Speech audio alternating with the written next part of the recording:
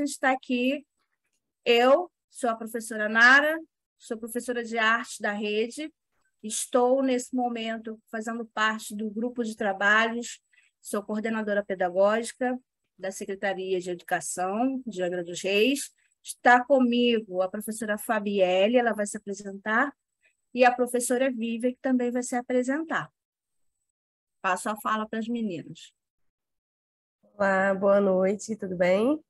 Eu sou a professora Fabielle, sou docente 1 da rede, trabalho de manhã na escola Frei João Moreira, na Enseada, e à tarde estou aqui como coordenadora ajudando no grupo de formações, na secretaria. Boa noite a todos, eu sou a professora Vivian, sou professora da rede também, e embora seja professora de ciências, faço parte desse grupo de coordenação pedagógica aqui na Secretaria de Educação e construí aí, junto com as meninas, um caminho para essa formação de produções artísticas, até porque tive a experiência da educação infantil, vivenciei a experiência com a educação infantil em educação ambiental, quando cheguei à rede, atuei durante 4 anos como professora das oficinas de educação ambiental, nos centros de ensino em tempo integral, então, por isso que estou junto das meninas aqui nessa formação para educação infantil. Sejam todos muito bem-vindos a esse momento, que ele seja muito produtivo, que a gente saia daqui pensando cada vez mais em levar o melhor para os nossos estudantes. Nós vamos começar essa formação de produções artísticas fazendo uma análise da presença da arte no nosso currículo, tá? Então, antes de qualquer coisa, é necessário que a gente lembre que a educação artística, né, a arte na forma de educação artística, ela já é prevista desde a LDB, lá na década de 70.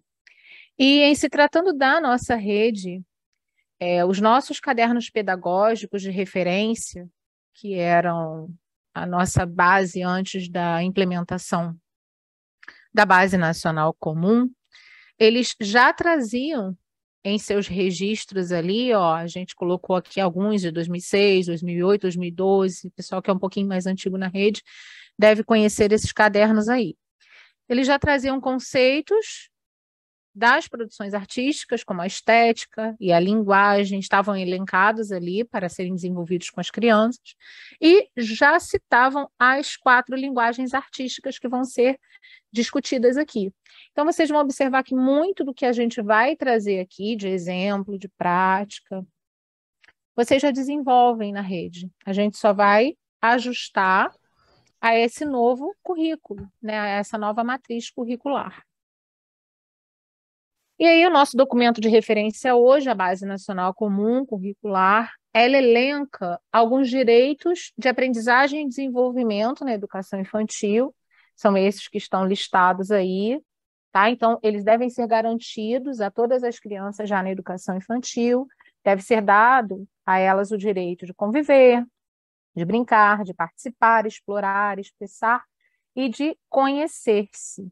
E as produções artísticas, né, como componente dessa matriz da parte diversificada, ela vai dialogar com todos esses direitos de aprendizagem aí diretamente. Aí nós observamos 2 exemplos, né? O explorar, quando a criança interage com o meio, com o próprio corpo, com o outro, fazendo descobertas, vivenciando experiências, percebendo o ambiente ao seu redor, se percebendo enquanto parte desse ambiente.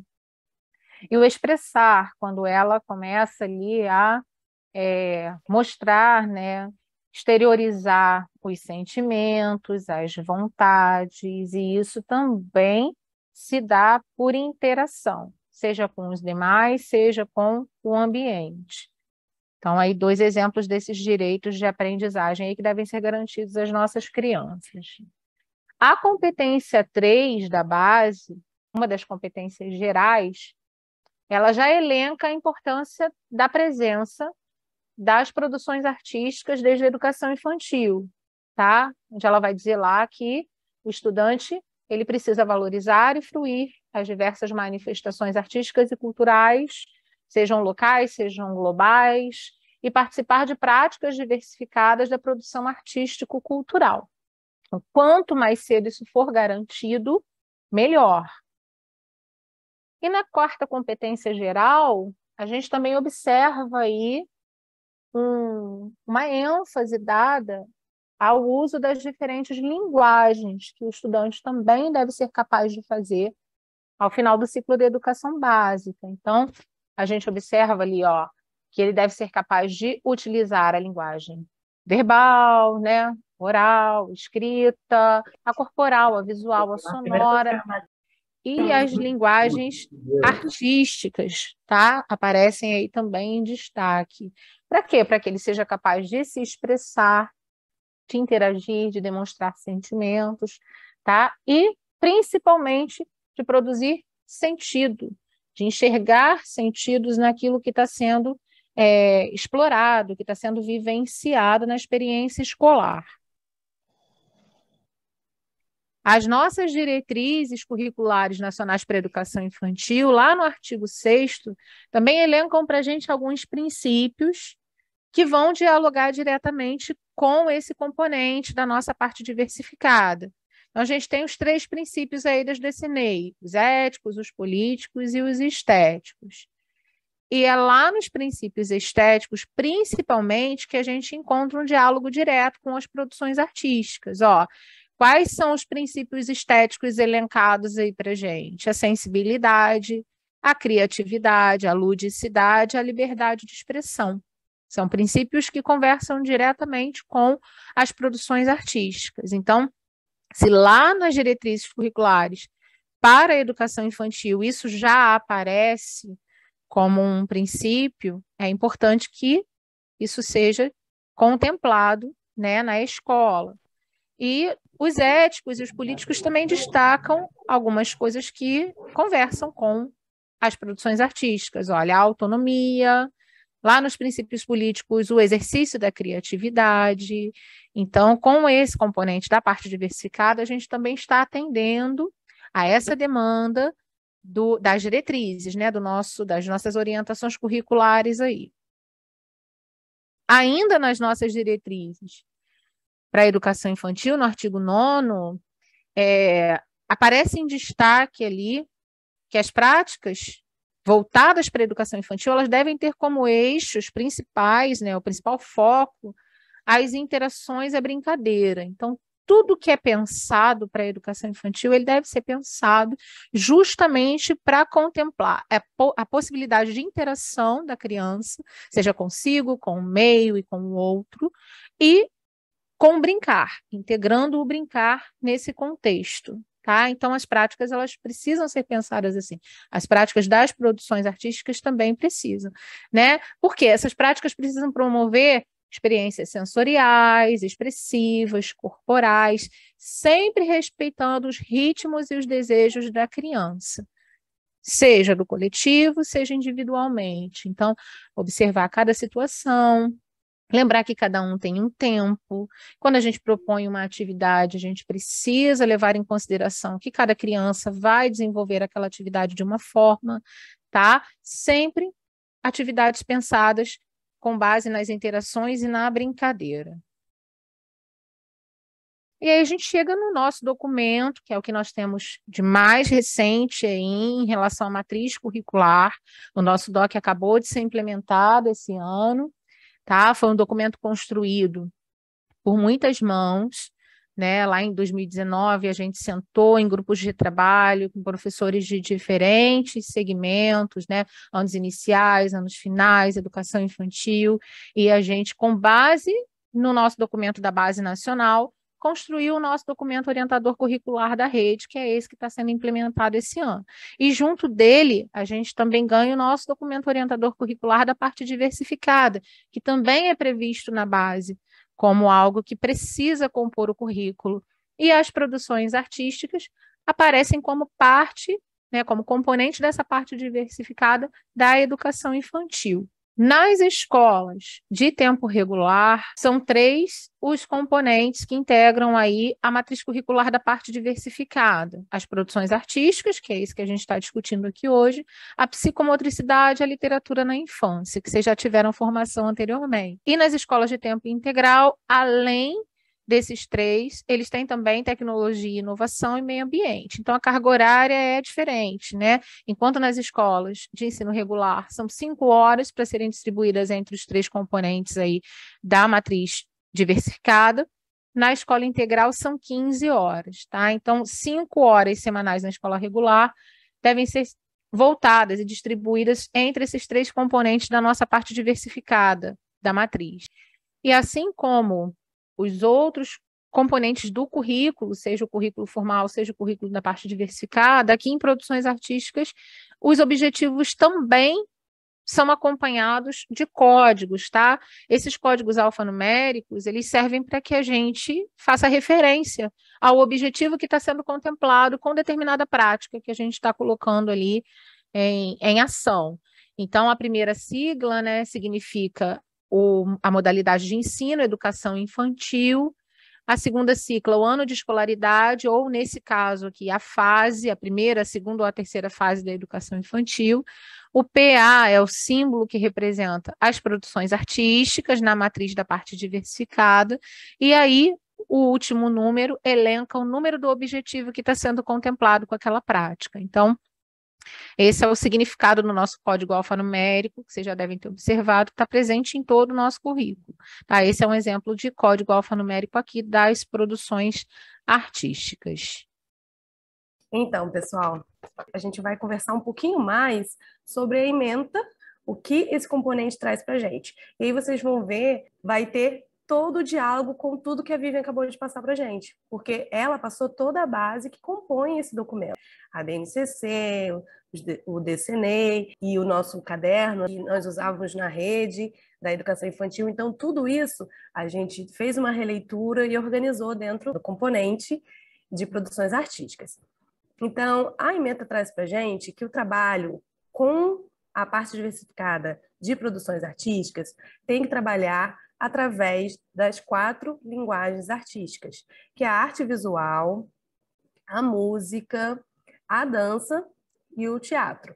E utilizando essas 4 linguagens, a gente vai auxiliar, contribuir para o desenvolvimento das capacidades de expressão, comunicação e construção desses alunos nessa etapa da educação infantil. E aí aqui vocês estão visualizando, né, e vocês vão conseguir ver melhor, um organograma onde a gente tenta exemplificar um pouco essas linguagens artísticas, tá?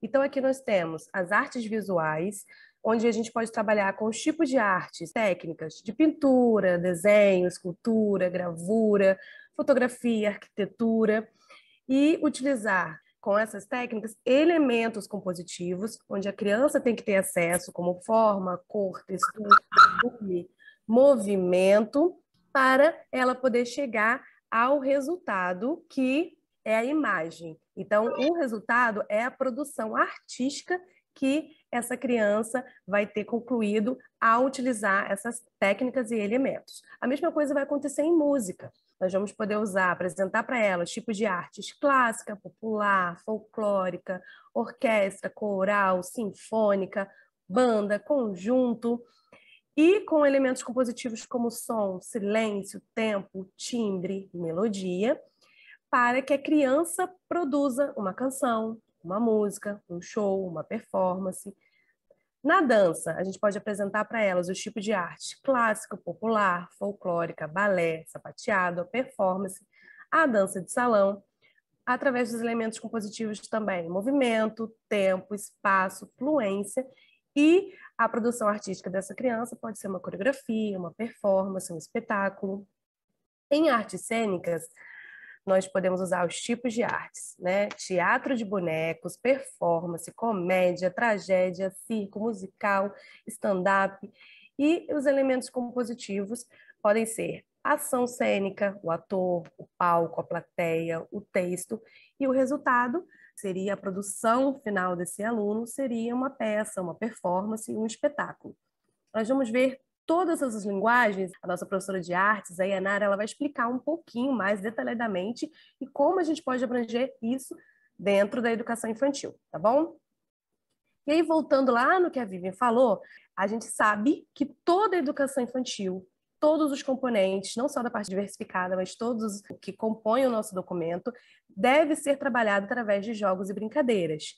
E nas atividades artísticas, a gente tem que trazer essas propostas, sim, o tempo todo e utilizar elas como base para as nossas aulas. A gente tem que trazer essas linguagens artísticas para a sala através desses jogos e das brincadeiras. Porque através deles, como a Vivian já falou, a gente vai poder pensar na formação integral desse aluno, nas vivências éticas, estéticas, que incentive a curiosidade, a exploração dos materiais e espaços do aluno, para que depois ele possa expor isso através do seu fazer artístico.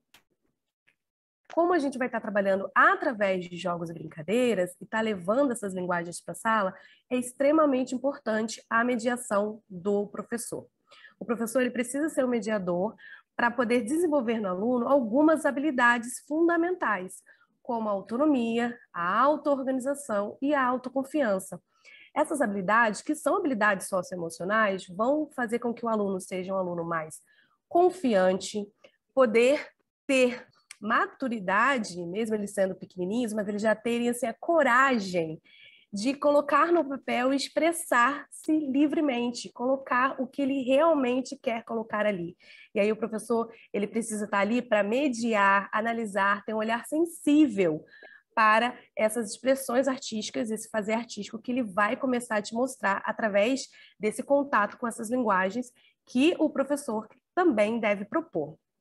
Como professor mediador, é extremamente importante a interação entre a criança e a arte, e quem é que vai ser o responsável por essa interação? É o professor mediador, é ele que tem que levar para a sala essas linguagens artísticas para que o aluno ele possa individualmente ou em grupo interagir com a arte como um todo.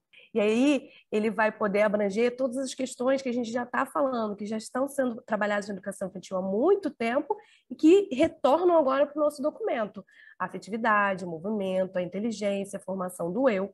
E aí nessa formação do eu artístico do aluno, ele vai conseguir se conectar e descobrir aquela linguagem que mais chama a atenção dele, aquela linguagem onde ele mais gosta de se expressar. Eu gosto muito de dançar, eu gosto de fazer desenhos, trabalhar com pinturas, eu gosto de escultura. Então, para isso, o aluno precisa ter contato com essas linguagens para ele poder começar a achar aquilo que lhe faz bem, aquela expressão artística que mais combina com ele. E aí, voltando lá nos princípios estéticos que a Vivian falou, e batendo na tecla aí do professor mediador, a gente precisa que essas atividades, esses jogos, essas brincadeiras, elas estejam sempre embarcadas, né, em atividades que desenvolvam a sensibilidade, a criatividade, a ludicidade, a liberdade de expressão, trabalhando lá com os direitos da criança.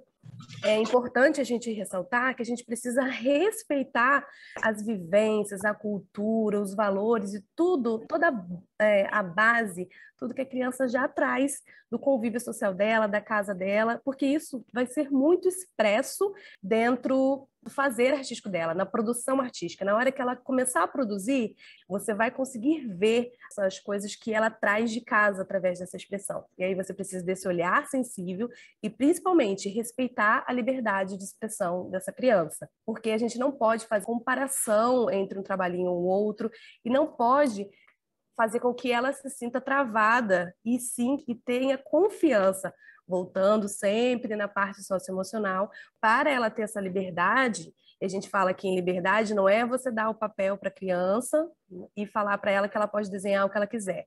Como professor mediador, você tem que propor uma atividade diferente, com as diferentes linguagens, você tem que levar ali para ela todas as possibilidades, tem que manter ela com contato com essas linguagens, levar para ela os materiais para que ela possa explorar, conhecer, pensar na criação dela, no que ela quer produzir.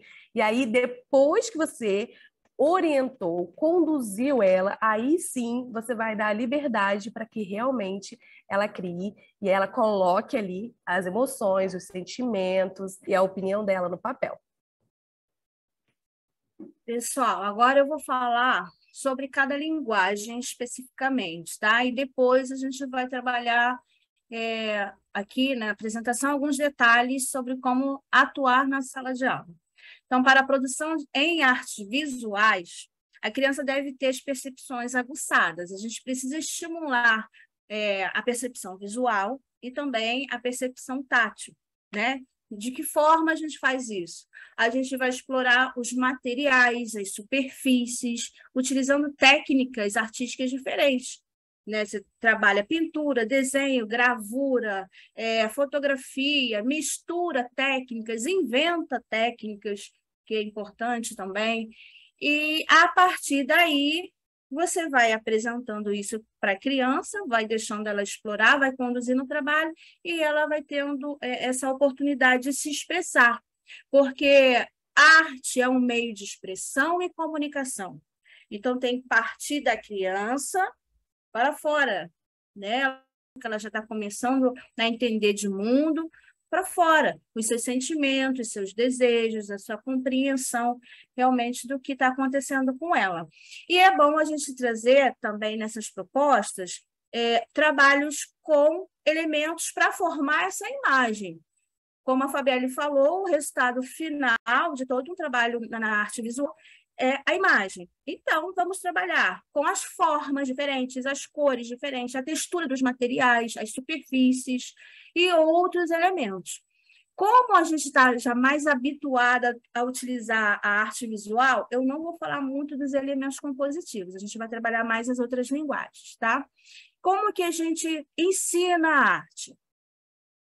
A gente utiliza a abordagem triangular.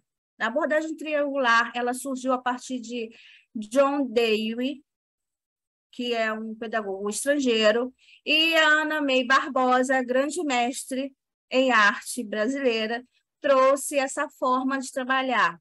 Então, é baseado no fruir, no contextualizar e a produção artística. O que é o fruir? É quando você oportuniza a pessoa a estar em contato com a obra de arte e ela vai observar os detalhes, vai fazer aquela leitura da obra, né? Vai ver do que ela é feita, quais são as cores e tudo mais. O contextualizar é você trazer a história da arte. Quando que essa arte surgiu, por que surgiu, quem é que desenvolveu a técnica, criou aquela obra, as obras da pessoa, que entra também o artista e a história do artista, que pode se trabalhar de diversas formas, e depois que ela já tem essa experiência, né, essa bagagem, a gente parte para a produção, o fazer artístico, né, igual a gente está vendo o menininho no quadro pintando. Pode ser feita de outra forma, tá? A gente pode inverter as ordens, a gente pode começar produzindo, depois fruindo, tá? E aqui a gente tem um exemplo de como trabalhar isso na sala de aula. E o galinho vai cantar, escuta. Canta, galo. Eu trouxe o Aldemir Martins. Aldemir Martins, ele é um artista que tem por temática de trabalho, os animais. Então, ele é bem coerente com o trabalho na educação infantil. Então, como que eu faço a contextualização? Eu posso trazer uma história sobre o artista, quem ele é, o que ele faz, e ficar incentivando as crianças, fazendo perguntas, estimular a curiosidade dela. Quem é ele, como ele é, o que ele gosta de pintar, e vai mostrando as obras do artista.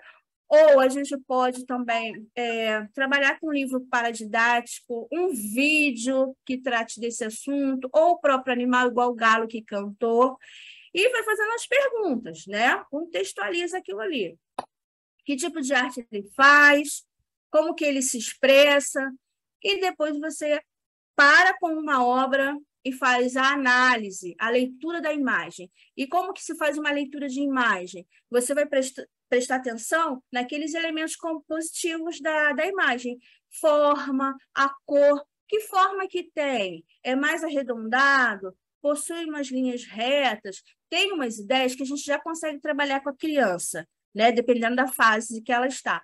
Mas quando as crianças são bem menores, a gente pode perguntar que animal que ele é, o que esse animal faz, e vai remetendo a contextualização que você já fez. Então, ela já tem uma bagagem, ela consegue identificar algumas coisas nessas imagens, nessa produção do artista, e aí sim ela consegue fazer a sua produção. Aqui é uma arte visual do tipo colagem, que a imagem já estava pronta e os papeizinhos foram colados ali naquela prancha, né? Mas poderia ser qualquer outro tipo, podia ser o desenho do galo deles, uma coisa mais livre, né? Mas com as cores que eles quisessem, tá? E a gente pode pegar essa forma de trabalhar das produções artísticas e integrar o seu plano de aula com outros objetivos que vocês estejam trabalhando naquela semana, naquele dia.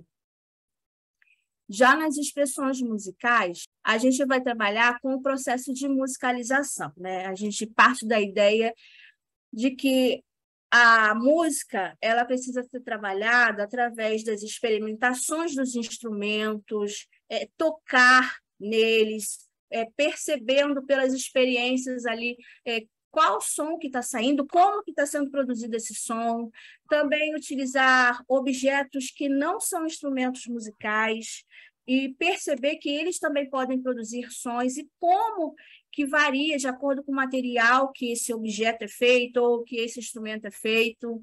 Podemos estimular a criança a perceber o ambiente sonoro, da onde está vindo esse som, se ele é forte, se ele é fraco, trabalhando os elementos constitutivos da música, que é o timbre, o ritmo, a intensidade, a altura, a densidade. Também, claro, que na musicalização a gente precisa ter aqueles ótimos momentos de brincadeira, de interação, tá?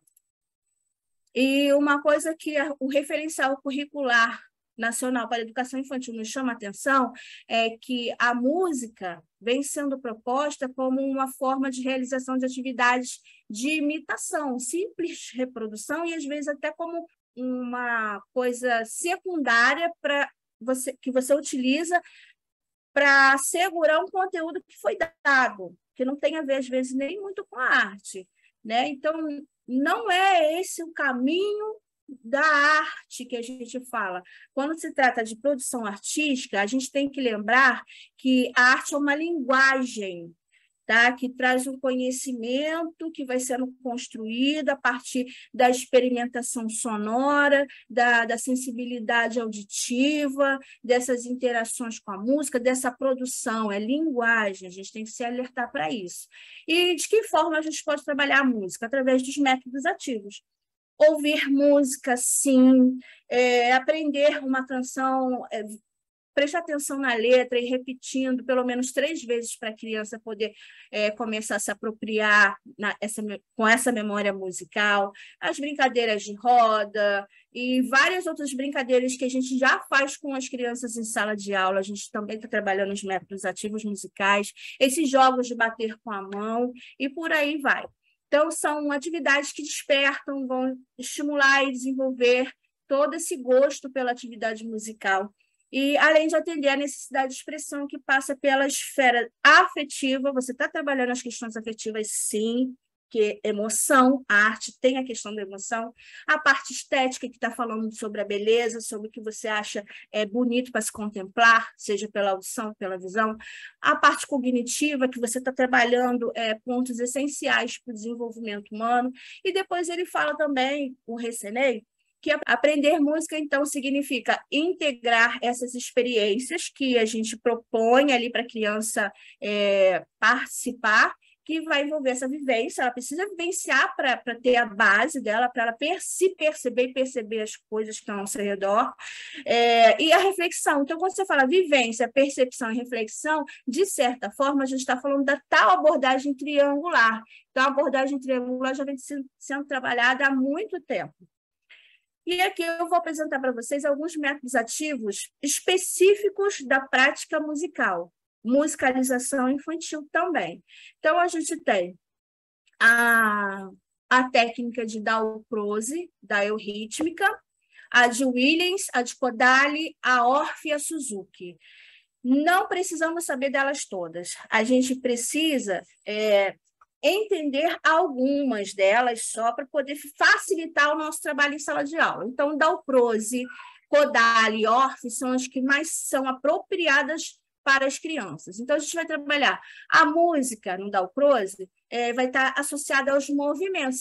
Você faz som e se move, como se tivesse a ver com a dança, né? Então, muitas brincadeiras que a gente faz em sala de aula já são assim, musiquinha com movimento. Isso você aprende ritmo, por exemplo.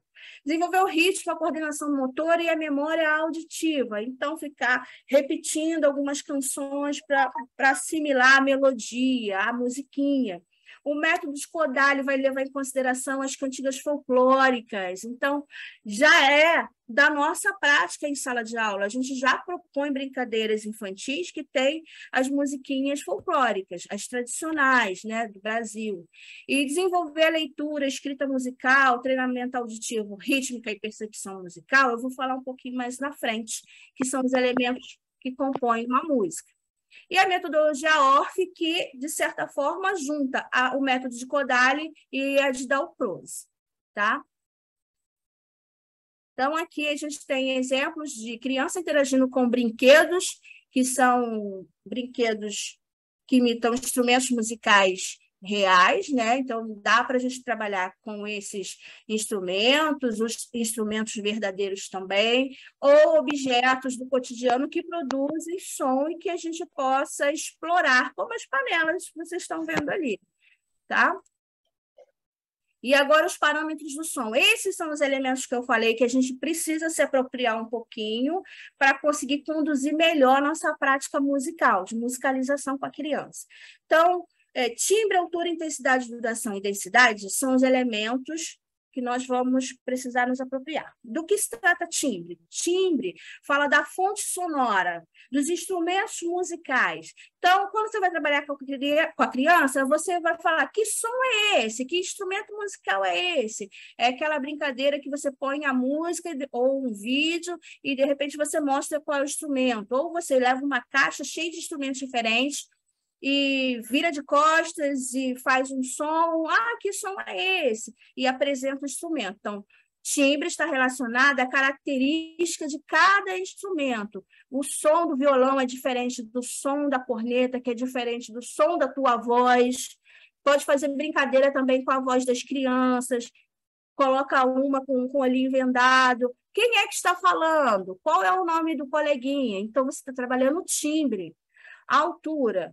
Quando você fala dos sons mais fininhos ou os mais graves, mais encorpados. Então, a altura do som, você pode falar do canto dos passarinhos, por exemplo, que é mais estridente. Os sons graves da voz humana, por exemplo, os radialistas, né? O locutor de rádio tem uma voz mais grave, mais encorpada, né? A gente pode trabalhar isso.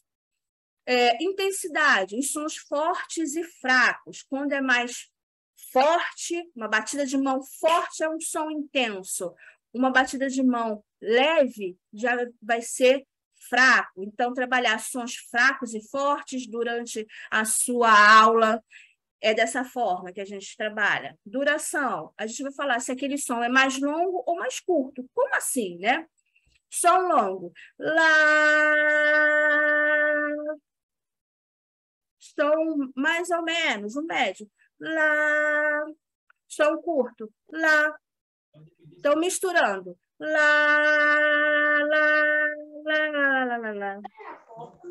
É uma brincadeira aqui. A gente pode fazer esse tipo de coisa, por exemplo, com um pianinho, ou com uma flauta, uma gaita, a gente consegue colocar isso na percepção deles. Sons longos, compridos, ou mais curtinho, que é mais picadinho, acelerado. A densidade é quando a gente trabalha com a qualidade de pouco e muito. Quando tem muitos instrumentos tocando ao mesmo tempo, como numa banda, numa orquestra, a gente está falando que o som é denso. Quando é uma pessoa tocando instrumento, duas, então tem poucos instrumentos, então ele é menos denso. Uma pessoa que está cantando no meio de um coral, o coral tem um som mais denso, ele é mais encorpado, é cheio de instrumentos diferentes, né? Então, são essas relações. Então, dá para fazer atividades trabalhando cada elemento separadamente, ou depois, você evoluir com as crianças, você pode trabalhar tudo isso em conjunto, já com uma música pronta. Nas artes cênicas já tem outro método de trabalho. Então, percebam que a arte ela é muito ampla e cada linguagem tem suas características próprias. Então, nas artes cênicas, o desenvolvimento está na expressão corporal. É o fiscalizar uma ideia, transpor para o corpo, corporificar essa ideia. Então, se trabalha a expressão corporal, tá? Através desses jogos, essas brincadeiras de imitação dos seres, imitação das pessoas, improvisar pequenos fatos ou realmente reproduzir pequenos fatos do dia a dia, sempre de uma forma assim lúdica, pode ter algumas regrinhas nesse jogo ou ser um pouco mais livre. E os elementos que a gente utiliza para trabalhar as artes cênicas são o onde, o quem e o que eu vou falar daqui a pouquinho. Então, também podemos explorar o espaço onde está ocorrendo essa expressão cênica, pode ser numa sala de aula, pode ser um palco, pode ser um gramado, e também a gente pode experimentar situações diferentes do dia a dia com as crianças. O faz de conta que está no trabalho. Então, que trabalho é esse que você está fazendo? O faz de conta que você está na escola. Você é o professor ou você é o aluno? Como é que faz o professor? Como é que o aluno se comporta? E vai trabalhando, por exemplo, essas imitações. Quem trouxe essa forma de trabalhar para o Brasil foi a Ingrid Codella, e ela trouxe esse resgate do jogo teatral com a educação infantil mesmo, próprio da educação infantil, de Viola Spolin, que também é uma estrangeira, uma artista do teatro que se especializou no jogo teatral para crianças. E como que é isso, né? O jogo teatral, ele quer fazer com que a gente tenha experiências próprias, né? Onde você faz uma entrega.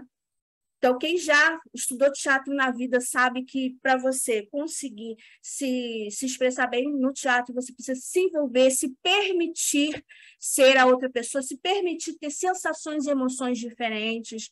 Então, tem todas essas questões no jogo teatral que vão ser trabalhadas. O jogo teatral ele acontece em grupo, forma coletiva, é muito complicado ser individual, ele é preparado para grupo, dupla, trio, e a turma inteira. Acontecem muitas ações de improviso, a gente não sabe muito bem o que vai acontecer nessa ação cênica, e a partir daí você começa a se descobrir, se perceber quais são os seus limites, o que você consegue. Poxa, eu não sabia que eu era capaz de emocionar uma plateia só pelo meu gesto, minha expressão do rosto, a minha verdade ali. Então, realmente, o jogo teatral consegue chegar nesse nível. E como funciona isso na prática? Eu trouxe um exemplo aqui do lado, coloquei um videozinho, onde tem ali os mimos que fazem pantomima. Eles ficam gesticulando e fazem você acreditar que está acontecendo uma ação real ali. Então, no campo da imaginação, a gente propõe uma brincadeira para as crianças. Então, o professor ele vai ser tipo um juiz, ele vai dizer qual é a regra. Então, vamos separar 3 crianças, vamos separar todo mundo em trio. 2 crianças vão bater corda e uma vai pular corda, mas sem corda.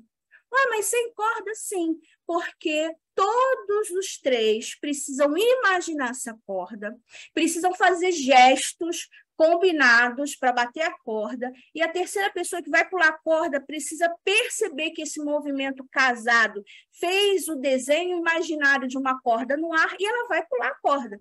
Então, os 3 vão ficar tão concentrados, com foco tão voltado para que essa coisa imaginária se torne real, que ela consegue tornar real, ela consegue fisicalizar aquele objeto. Ele convence as pessoas, convence a plateia, né? E aí, a avaliação se dá de que maneira? Deu certo ou não deu? Tinha corda ali? A plateia, sim, tinha corda, e a fulaninha ainda pulou errado, quase caiu, a gente conseguiu ver a corda. Então, é assim que funciona o jogo teatral, tá? E aí a gente pode explorar o onde, que lugar é esse que essas pessoas estão. Então, pelo jeito que as crianças estão se comportando no espaço e fazendo gestos, a gente sabe se ela está numa floresta, se ela está na beira do mar, se ela está subindo um morro, se ela está na casa dela. Então, a gente consegue perceber isso. E o quem?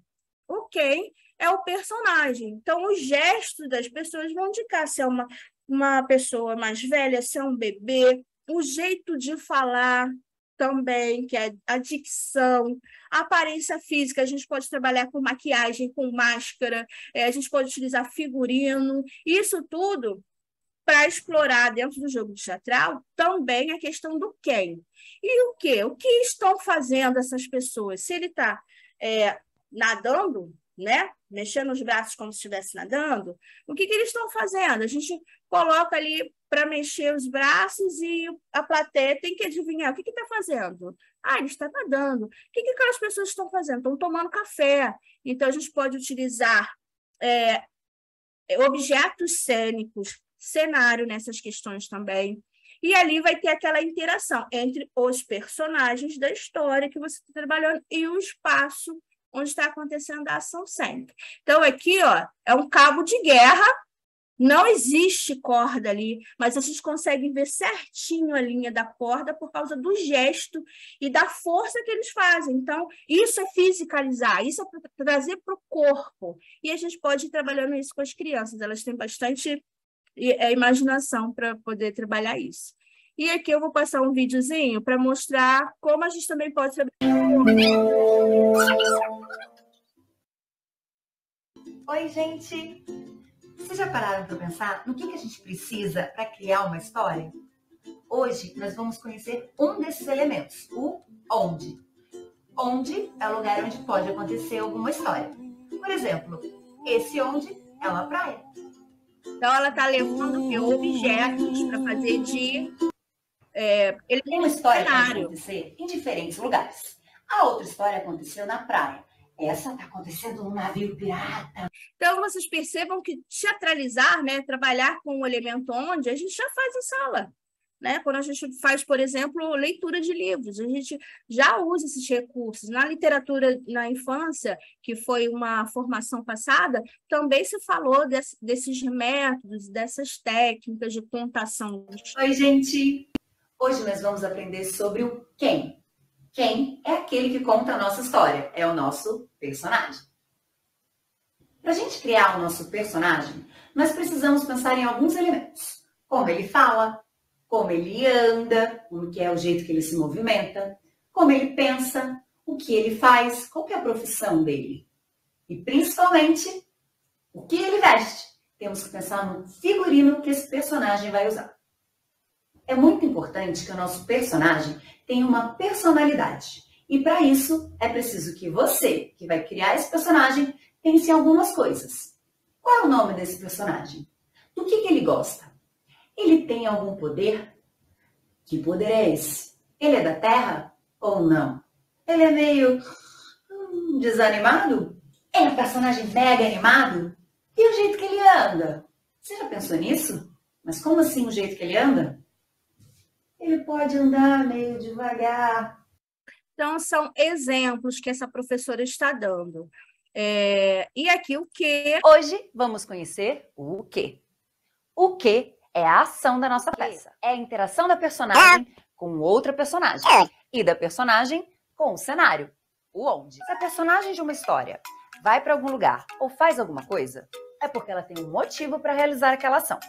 Por exemplo, se ela vai para a cozinha, ela vai para lá para fazer um sanduíche, para pegar um copo d'água, para comer alguma coisa, para lavar a louça.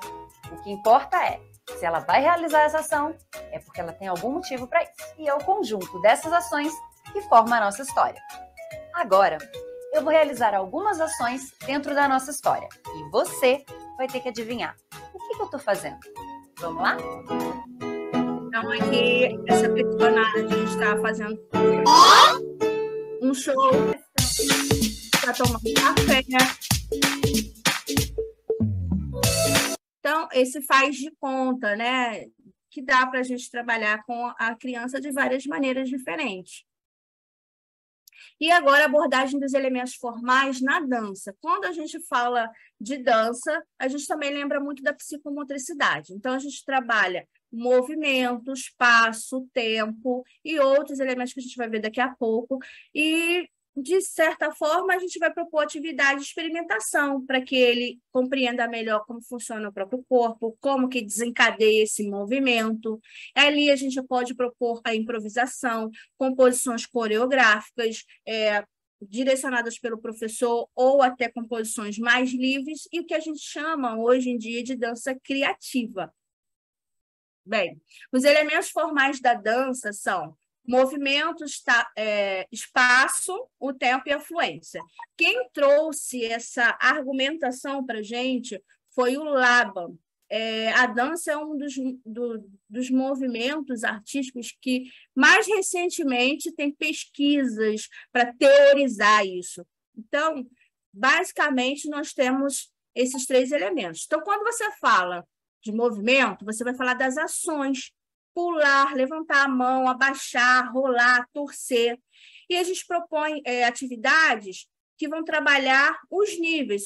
Em que nível relacionado ao seu corpo esses movimentos vão ocorrer? Eu vou dobrar a mão, abrir e fechar a mão em qual nível? Baixo? Então, vou colocar a mão para baixo e vou mexer a mão embaixo.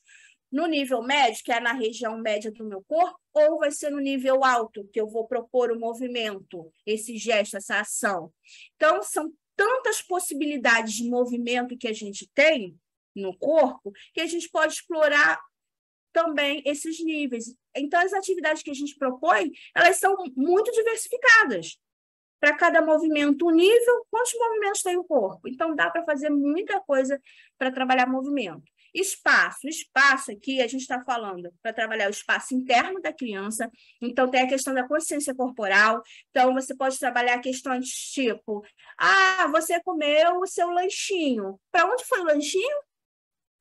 Passou pela boca e foi para onde? Onde ele está? Está na sua região interna, então o seu espaço interno. Onde que fica o coração batendo? Põe a mão. Está dentro ou está fora do corpo? Então, trabalhar essas questões espaciais dessa forma também é possível.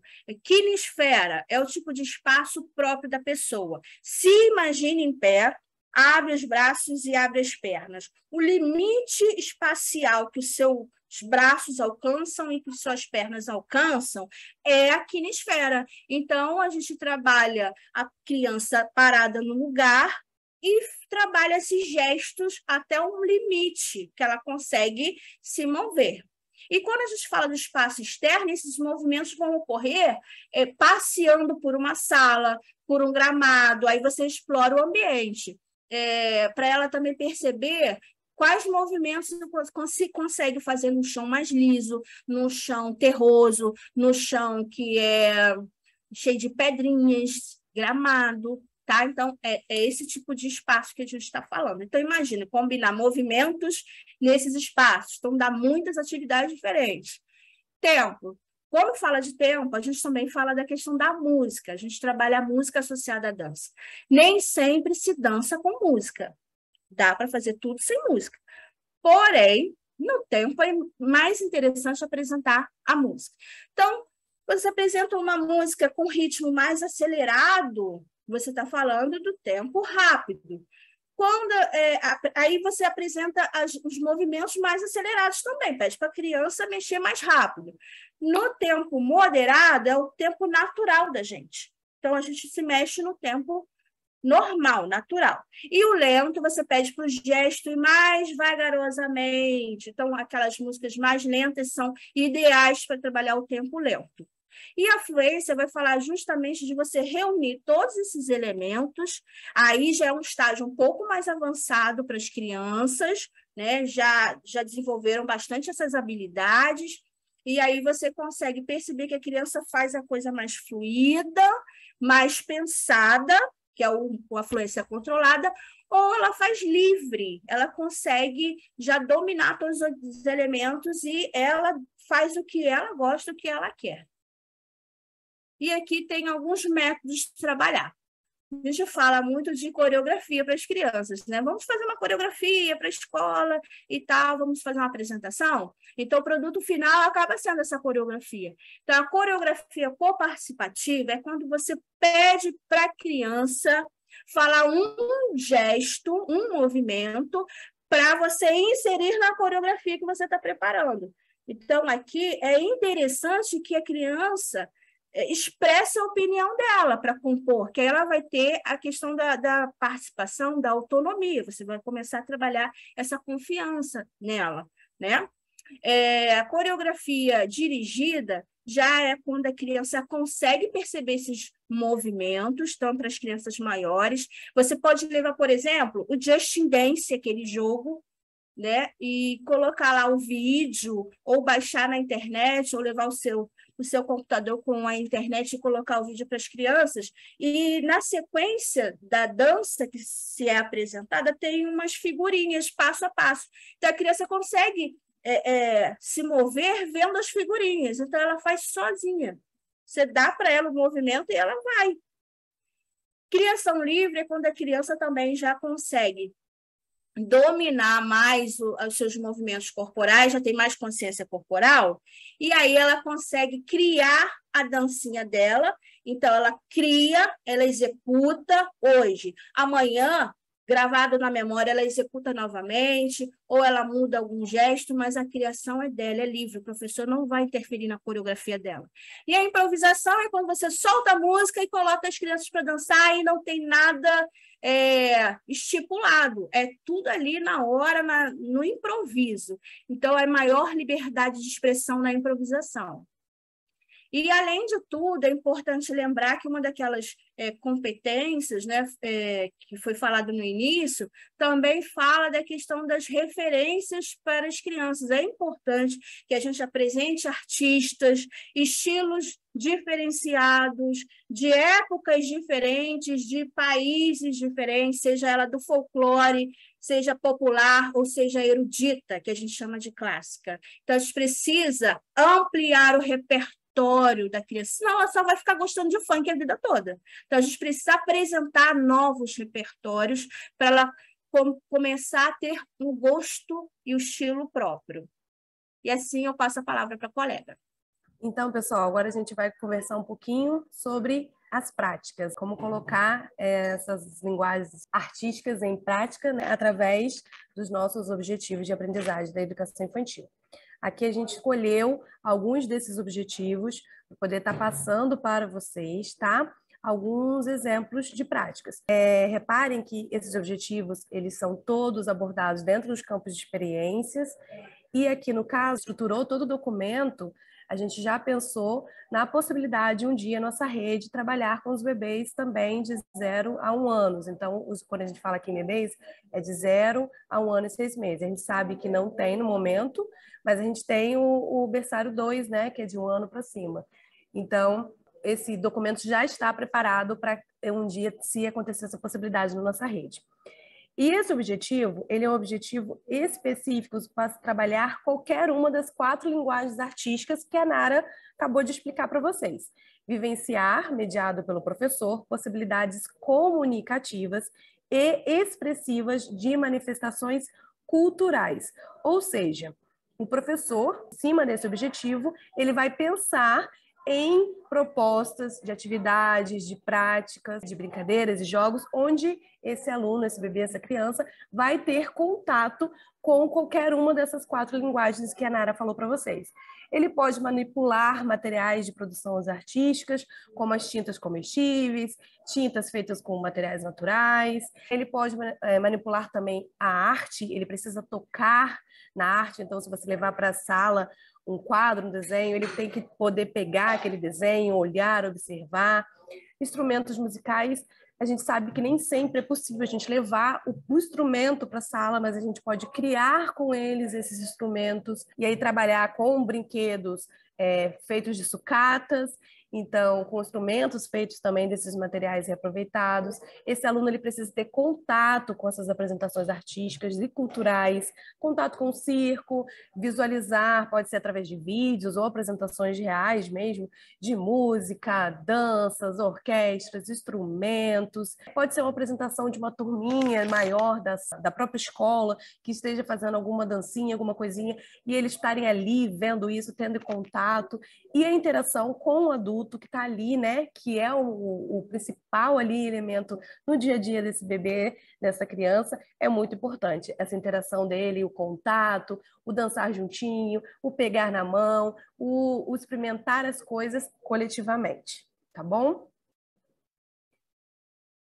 Aqui a gente já separou um outro objetivo para vocês pensarem em algumas práticas, e esse objetivo é baseado nas artes visuais agora, tá bom? Explorar os diferentes materiais, convencionais e não convencionais, e superfícies através de suas funcionalidades nas produções artísticas, individuais e coletivas. O que a gente pode fazer em cima desse objetivo de aprendizagem? E aqui a gente trouxe alguns exemplos para vocês. Então, a gente tem levar essa criança no ambiente, se possível, né, da escola, onde ela terá contato com materiais naturais. Ele vai poder tocar texturas, pedrinhas, gravetos, folhinhas, o que for. Ali naquele próprio ambiente, você pode estar trabalhando com ele a criação dessas esculturas, desses bonecos. Também pode pegar esses materiais e levar para a sala. E na sala ele vai poder criar as esculturas botando roupinhas, pode fazer colagem com as folhas secas, também pode usar as folhas secas para fazer como carimbo, passar tinta nela, e aí esse carimbo não precisa ser necessariamente numa folha, a gente pode pensar em usar texturas e materiais diferentes, pode ser esticar um papel filme aí na sua sala e fazer uma tela diferente. Essa tela ele vai poder desenhar ali diretamente, ele pode carimbar essas folhas, pode carimbar outros objetos, pode ser uma tela única, individual, pode ser uma tela para a turma toda. Além disso, ele pode, né, utilizar as gravuras, além desse, que também são formatos de carimbo, nos nossos famosos isopores, né, que a gente pega essas bandejinhas e outros materiais. Aí a gente está vendo essa menininha linda, ela está aí com uma vasilha, e dentro dessa vasilha tem gelo, e ali ela está podendo tanto mexer com a pazinha, tanto ter moldes para ela poder utilizar esse gelo para poder modelar o que ela quer, mas também tem um spray ali com a tinta onde ela vai poder colorir. Poderia também, no lugar desse gelo, ser isopor ali dentro, papel picado, algodão, outras formas de textura, onde ela vai poder ali ter esse contato, explorar e utilizar ele para aprender, desenhar, pintar, ver as cores. Aí do lado a gente tem uma outra ideia, que é uma projeção colorida. Essa projeção, ela foi feita através de um retroprojetor daqueles, né, antigos. Pode colocar um plástico em cima para proteger ele, ou uma vasilha, tanto de vidro ou uma vasilha de plástico transparente. E ali a própria criança, monitorada pelo professor, pode pingar tinta, corantes, pode botar papelzinhos diferentes, com formatos diferentes, cores diferentes, e automaticamente, conforme ela vai colocando ali, ela já vai projetando e criando a arte, ela vai vendo a arte aparecendo ali na hora, e essa arte pode ser tanto refletida na parede, quanto no próprio corpo dos alunos, e aí eles vão fazer parte dessa arte. E aí você pode explorar também a diferença de cores, tem as cores táteis que a gente pode experimentar, mas também tem as cores que são feitas através da luz. Então tudo isso a gente já pode começar a trabalhar e eles vão se divertir fazendo parte da arte, né? Porque a arte vai estar ali no corpinho deles, e a gente pode aproveitar para trabalhar também outras linguagens, como movimento e tudo ali dentro dessa atividade. Vou devolver a palavra. Sim, sou eu, gente. Então, sobre teatro, para crianças bem pequenas, o objetivo é representar personagens de histórias ou fatos cotidianos, utilizando-se das expressões corporal, oral e fisionômica. Dá para fazer imitação, dá para fazer o joguinho que faz de conta, dá para improvisar, fazer jogo dramático ou simbólico, o jogo que a gente já falou anteriormente. Então, para utilizar a expressão fisionômica, eu trouxe essa proposta do dado com os rostinhos que você joga para cima e as crianças têm que fazer essas caretas que vocês colocam ali. Então, aqui a gente tem esse jogo das expressões fisionômicas. Dá para utilizar também o espelho, né? Claro, com o professor, para fazer ali o desenho do rostinho, aí pede para ela fazer a cara de triste, a cara de magoada, a carinha de feliz, de espantada. Isso também pode ser proposto separadamente como jogo, mas também pode estar contextualizado como uma história, lembrando da abordagem triangular, tá? Temos aqui uma atividade em que a escola tinha o vidro da janela que favoreceu a atividade. Então, um professor ficou do lado de fora, o outro dentro, e colocou a canetinha na mão da criança para ela tentar registrar esse rosto. É uma forma. Uma outra atividade que pode fazer é colocar umas carinhas, né, uns rostinhos, e dar para a criança como se fosse uma tabuleta, e ela vai colocar na frente do rosto sem ela saber qual é a expressão. E aí as crianças que estão de frente para ela fazem a expressão e depois ela tem que dizer qual é a expressão, qual é a emoção que está acontecendo ali. Para contar essas historinhas, também é possível utilizar os recursos de teatro de fantoches, né, que são esses que vestem igual uma luva. E aqui já tem também uma produção de arte visual que eles também podem ajudar a compor, que é importante que a criança ponha a mão na massa. E para trabalhar o onde, quem e o que, pode ser feita já um cenário, uma boca de cena, né? E os personagens ali para ele ir atuando, coloca a criança para falar alguma coisa, faz as imitações, as cenas do cotidiano, quem vai ser o papai, a mamãe, ele o filhinho, os objetos cênicos podem ser feitos com eles, e aqui já tem a apresentação cênica, já tem a peça praticamente formada. Outra questão é vocês utilizarem o recurso dos objetos. Você vai dar vida aos objetos do dia a dia.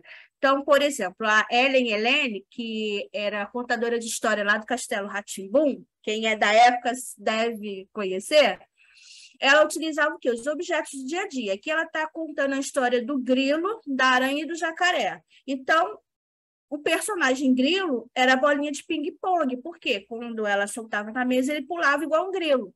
Então, ela está dando vida ao objeto e fazendo de conta que ele é um grilo. Então, a gente consegue passar essa forma de se expressar também para a criança. Daqui a pouco você dá os objetos para ela e ela também vai criar essas histórias, tá? Então, esses estímulos são importantes. Dá para ser feito na sala de aula. E dança. A gente tem 2 objetivos para bebês e crianças bem pequenos. Explorar e vivenciar ações corporais, como andar, correr, saltar, saltitar, rolar, são aquelas ações do movimento que eu falei, com ou sem música. E crianças bem pequenas, apropriar-se da noção espacial através de ações corporais, coletivas e individuais, andar, correr, etc., com ou sem música. E aqui a gente pode trabalhar com a dança livre, criativa, a coreografia dirigida, a coparticipativa, as improvisações. Lembrando que a dança para os bebês, né, a gente está falando da faixa etária aí de 1 ano, de 0 a 1 ano, de 1 a 2 anos, tem criança que ainda não anda sozinha, né? Então ela precisa de auxílio, a gente precisa, né, ter um adulto interagindo com ela, fazendo com que ela experimente as possibilidades do movimento. Você quer trabalhar movimentos do nível alto, você vai mexer os bracinhos para a criança levantar o bracinho. Você que conduz o movimento, para ela começar a perceber isso, o que dá para mover naquele corpinho. A lateralidade também pode ser trabalhada aqui, né? Direita, esquerda, essas sensações. Ela precisa perceber o ambiente através das percepções visual, tátil. A gente vai explorando todas essas sensações. E eu acredito que a gente já faz isso na sala de aula, né? Na psicomotricidade se fala muito disso. Exemplo de danças com crianças bem pequenas, pode ser introduzida a dança com objetos. Gente, dá muito certo, é muito legal. Dança com lenço, com chapéu, sombrinha, bola, bambolê, objetos, ursinho, carrinho. E como que esses movimentos vão acontecendo, né? Você fala daqueles movimentos, trabalha os níveis alto, médio e baixo, vai explorando o formato que eles se distribuem na sala, pede para eles andarem pela sala, pede para andar em fileira, pede para se organizarem em círculo, em formato de cruz, você vai explorando o espaço dessa forma. Tá? Trabalhar a lateralidade, frente e trás, em cima e embaixo. Outro joguinho que eu trouxe para vocês é o jogo da sequência coreográfica. Você vai fazer, tipo aqui, um cartaz, a gente faz um cartaz, aí associa uma cor a um gesto. Então, roxinho é bater palmas, o azul é para pular, e assim por diante. Aí você mostra para a criança e fala como é que faz, e a gente também, vamos lá, quando aparecer isso aqui, como é que tem que fazer? Ah, tem que bater palma, vamos todo mundo bater palma. Então, você faz aquela introdução e depois, agora é surpresa. Eu vou tirar as cores aqui de dentro dessa caixa. A cor que sair tem que se mover. E ali você faz a brincadeira com as crianças. Então, daqui também dá para explorar outros tipos de brincadeira. E agora, falando da música e da dança, gente, é como eu falei, dá para dançar sem música? Sim, dá.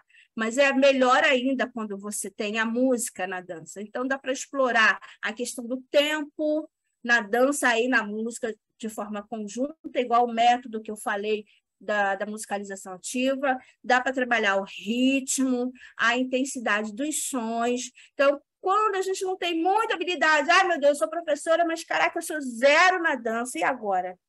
Para isso tem os vídeos. Né? A gente pode trabalhar as canções, por exemplo, da Xuxa, que é para criança, bate a mão e bate o pé, ela faz essa exploração dos movimentos e lateralidade. Tem outros canais no YouTube, por exemplo, esse aqui, Música Educa, que dá para você trabalhar na sala de aula também, dá para usar a TV, gente. Pode pegar o seu notebook, colocar o cabo HDMI ligado direto na TV e passar o vídeo, às vezes online, se você tiver internet, né?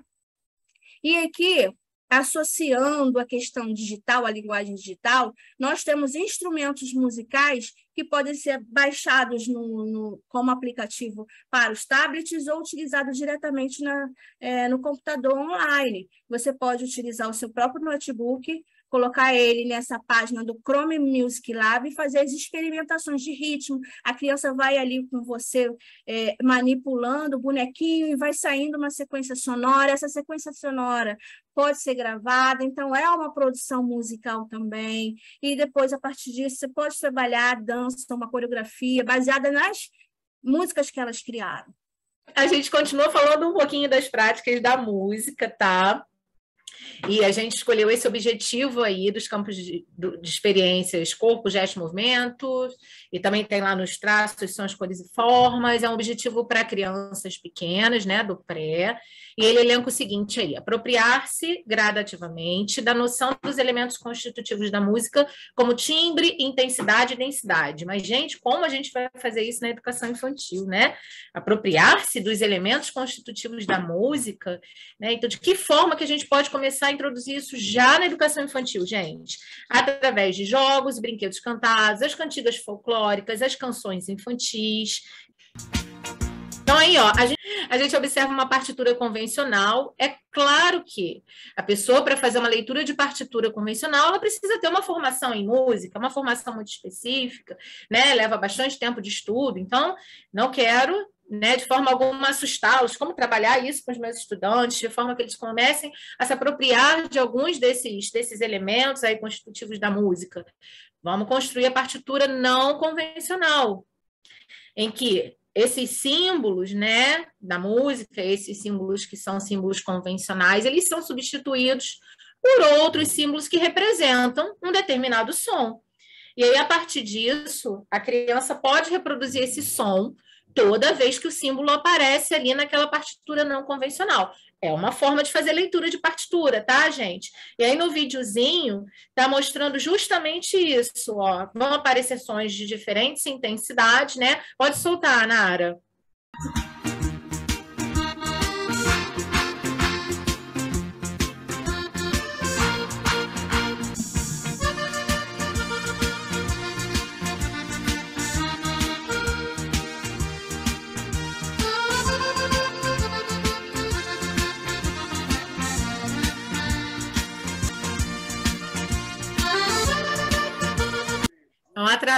Então, observem que os símbolos, eles representam um movimento e precisa respeitar aquele tempo, né? Fazer o movimento certinho, a palma mais forte, a palma mais fraca. Isso é leitura de partitura não convencional. Outra coisa que a gente pode trabalhar com as crianças é a questão da linha melódica.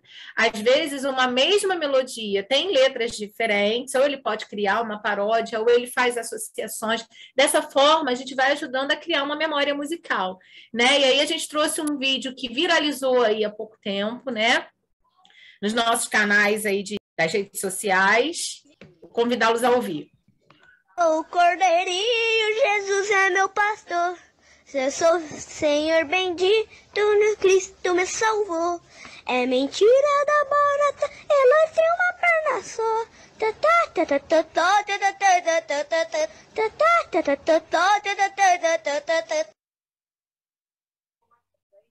O que a criança fez, gente, nesse áudio, né? Ela associou duas canções que têm a mesma linha melódica, tá? Então, muitas das vezes a gente trabalhar diferentes letras na mesma melodia vai ajudando a compor essa memória melódica também, de decorar o som, a melodia, né? A forma como ela se organiza. Outra coisa que dá para a gente fazer também, gente, é a parede sonora, tá? Que pode se transformar numa parede sensorial, ao invés de explorar somente o áudio, né? A gente explora o audiovisual, a gente explora o tato, tá? Outros sentidos também.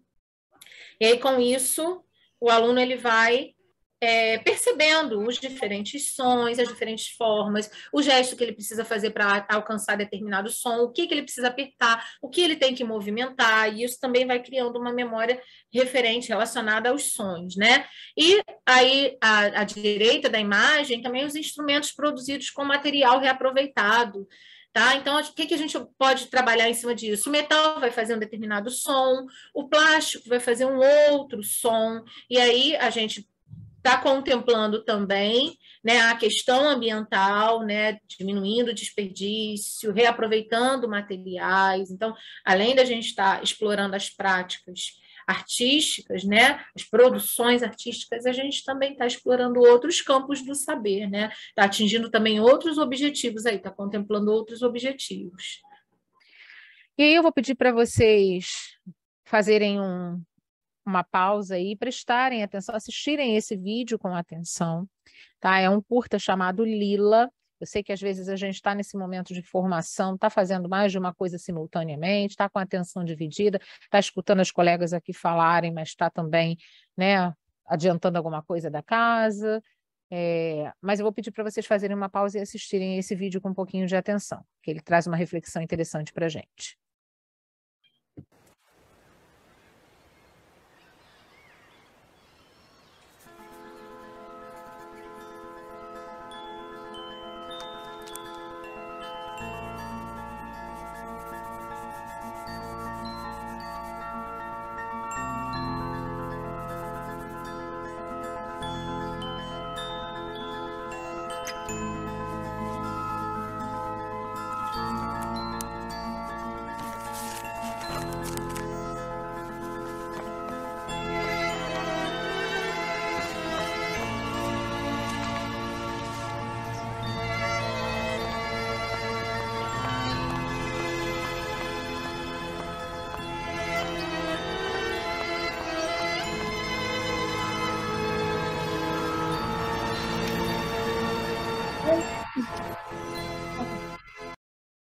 Então, pessoal, ficou essa reflexão. Quem se emocionou, quem se envolveu, quem sentiu o cheiro do mar, quem teve boas lembranças, quem sentiu toda essa emoção transportada, né? Emitida, e que a gente se transportou para esse momento ali com a Lila, experimentou a estesia, que é quando a gente se envolve de tal maneira que todas as nossas percepções estão concentradas na obra artística. E com isso, esse desenvolvimento, né, da arte, desde a educação infantil até a idade adulta, por exemplo, faz com que a gente cada vez mais se torne um ser humano mais sensível. A arte, ela não é só um objeto para você olhar e achar bonito, mas é uma preparação para a vida, já dizia Lígia Clark. Então, eu espero que essa formação ela traga essa reflexão para a gente, para que a arte, enquanto linguagem, ela consiga deixar as nossas crianças, tornar as nossas crianças adultos mais sensíveis, mais preparados para a vida, que sejam positivos e transformadores, como a Lila é. Ela tem a capacidade de transformar o ambiente dela. Ela traz paz, amor, alegria através da arte, né? Alguém quer falar? Vivian? Eu só percebo o quanto que esse vídeo mostra para gente que a arte ela pode transformar a realidade, né? Então, em um mundo em que a gente enfrenta cada dia mais desafios, nós principalmente que estamos em contato direto com pessoas que estão formando o seu conhecimento, né? Nós da educação infantil, então, a galera da educação infantil que estão iniciando a sua formação, nós acabamos por estar envolvidos também com essa responsabilidade, né? De mudar realidades. E através da arte isso pode ser possível, né? A gente pode encontrar aí um caminho para ampliar essas possibilidades. Queria agradecer a presença de todos vocês aqui, né? A atenção de cada um e dizer que a gente tem se empenhado aí para que mais momentos assim sejam possíveis e que a gente vá multiplicando essas práticas e algumas relatadas aqui para a gente aí através do chat, que a gente vá multiplicando para a nossa rede, para que através da arte a gente vá mudando realidades também, tá? Olá. Eu acho que as meninas já falaram bem, né? O quanto esse vídeo transporta a gente, né? E eu sempre falo que a positividade da Lila é uma coisa muito linda de se ver e que às vezes, né, a gente na nossa correria, no nosso dia, a gente esquece um pouquinho de ter esse olhar positivo, de tentar olhar para um problema, olhar em volta e tentar ver o lado bom da situação. E a gente, quando a gente trabalha com arte, a gente proporciona ao nosso aluno que ele desenvolva esse olhar sensível, tá? Para que eles possam ter esse olhar positivo e sempre tentar ver a beleza onde a maioria das pessoas não vê, né? Então, assim, é sempre importante a gente estar levando isso para as nossas turminhas. E se alguém quiser fazer alguma pergunta, algum questionamento, abrir o áudio para poder falar alguma coisa, o que achou do vídeo, ou alguma prática que está fazendo, fique à vontade. Quando a gente tem os anos iniciais junto dos anos finais nas escolas, é mais uma possibilidade, né, Nilzete, da gente fazer a troca e permitir que tudo isso seja explorado ainda com mais intensidade. Muito bom. Beijo, miga. Saudade. O Arthur estava dando aula, né? Ele levou vários instrumentos para ensinar os alunos uma roda de capoeira. E eu passando no trenzinho com o meu pré, aí falei assim, a gente pode invadir? Ele, claro, claro, as crianças amaram. Sentamos naquela roda e eles ficaram tentando tocar os instrumentos, foi maravilhoso. É o muito fruir, bom mesmo. né? Só gostaria de parabenizar a equipe e agradecer a oportunidade da gente estar realizando aqui essa troca, né? Porque a maioria dos nossos alunos em casa, eles não têm acesso, né, a expressões artísticas, a manifestações culturais. E quando a gente leva isso para a sala de aula, essa criança ela abre um leque, né, de oportunidades, porque muitos não têm oportunidade de ir a um teatro, né, de ouvir algumas músicas em casa, de ter acesso a outras culturas. Então, obrigada e parabéns às meninas aí. Parabéns, meninas, mais uma vez. Obrigada. Foi muito boa. Vocês deixaram umas surpresinhas, né? Foi muito bom.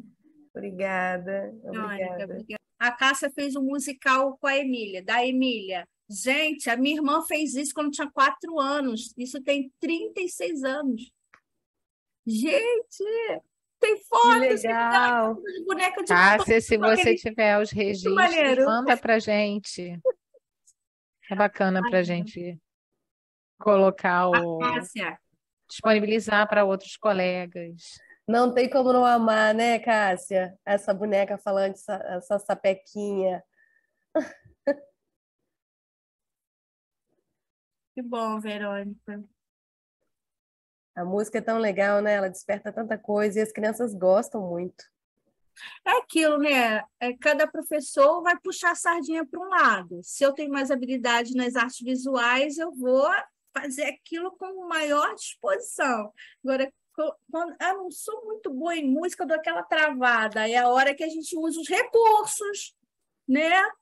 E vai se especializando, vai treinando, vai treinando. Ninguém nasceu professor, né, gente?